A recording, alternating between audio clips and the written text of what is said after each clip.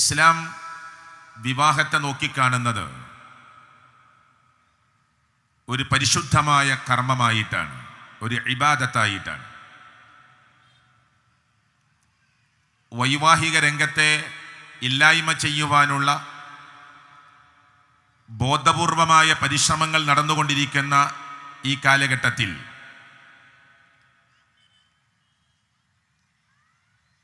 പരിശുദ്ധ ഇസ്ലാം കാലങ്ങൾക്ക് മുമ്പേ സമൂഹത്തിൻ്റെ മുന്നിൽ ദാമ്പത്യമെന്നതും വൈവാഹിക ജീവിതമെന്നതുമൊക്കെ ഒരു വലിയ സൽക്കർമ്മമായി, പുണ്യകർമ്മമായി പഠിപ്പിച്ചു എന്നത്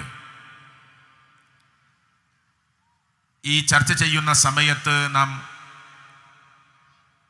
ഗൗരവമേറിയൊരു വാക്കായി സമൂഹത്തിൻ്റെ മുന്നിലേക്ക് ചർച്ച ചെയ്യേണ്ട ഒരു വാചകമായി കൊണ്ടുവരേണ്ടതാണ്. ഇസ്ലാമിലെ വിവാഹം അത് ചെറിയ സമയം കൊണ്ട് വിശദീകരിക്കുക എന്നത് അപ്രായോഗികമാണ്.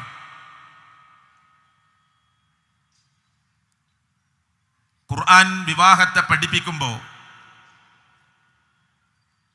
വിവാഹം ഒരു ദൃഷ്ടാന്തമായിട്ടാണ് അല്ലാഹു തആല ഖുർആനിൽ പരിചയപ്പെടുത്തിയത്. സൂര്യനും ചന്ദ്രനും നക്ഷത്രങ്ങളും ഗോളമണ്ഡലങ്ങളുമെല്ലാം സർവശക്തനായ അല്ലാഹു ദൃഷ്ടാന്തമായി പഠിപ്പിക്കുമ്പോൾ ഒരാണിനു വേണ്ട ഇണ മനുഷ്യവർഗത്തിൽ നിന്ന് ലഭ്യമാക്കി കൊടുക്കുക എന്നത് അല്ലാഹു ദൃഷ്ടാന്തമായിട്ടാണ് പറഞ്ഞത്. ഖുർആനിൽ നമുക്കത് കാണാം. وَمِنْ آيَاتِهِ أَنْ خَلَقَ لَكُم مِّنْ أَنفُسِكُمْ أَزْوَاجًا لِتَسْكُنُوا إِلَيْهَا وَجَعَلَ بَيْنَكُم مَّوَدَّةً وَرَحْمَةً. അല്ലാഹുവിൻ്റെ പ്രയോഗം എക്കാലഘട്ടത്തിലും ചിന്തനീയമായിരിക്കുമെന്നത് നമുക്കെല്ലാവർക്കും അറിയാം.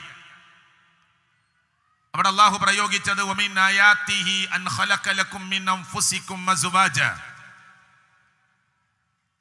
മനുഷ്യരാകുന്ന നിങ്ങൾക്ക് വേണ്ട ഇണകളെ നിങ്ങളാകുന്ന വർഗത്തിൽ നിന്ന് ഉണ്ടാക്കി തന്നു എന്നത് സർവശക്തനായ അല്ലാഹുവിൻ്റെ ദൃഷ്ടാന്തങ്ങളിൽപ്പെട്ടതാണ്. ലിതസ്കുനു ഇലൈഹാ, പുരുഷന്മാരെ നിങ്ങൾക്ക് നിങ്ങളുടെ ഭാര്യമാരിൽ, നിങ്ങളുടെ ഇണകളിൽ സമാധാനം ലഭ്യമാകുന്നതിന് വേണ്ടിയാണ് അങ്ങനെ ഒരു സംവിധാനം ഉണ്ടാക്കിയത് എന്ന് അല്ലാഹു. വജഅല ബൈനകും മവദ്ദതൻ വറഹ്മ, ആ വിവാഹം നടക്കുന്നതിലൂടെ സർവശക്തനായ അല്ലാഹു ആ ഇണകളുടെ ഹൃദയത്തിലേക്ക്, മനസ്സുകളിലേക്ക് സന്നിവേശിപ്പിക്കുന്നത് അങ്ങേയറ്റത്തെ പ്രേമവും കരുണയുമാണ് എന്ന് അല്ലാഹു തആല പരിശുദ്ധ ഖുർആനിലൂടെ ബോധ്യപ്പെടുത്തുകയാണ്. എന്നിട്ട് പറഞ്ഞു, ഇന്ന ഫീ ദാലിക ലആയാതിൻ ലിഖൗമി യതഫക്കറൂൻ,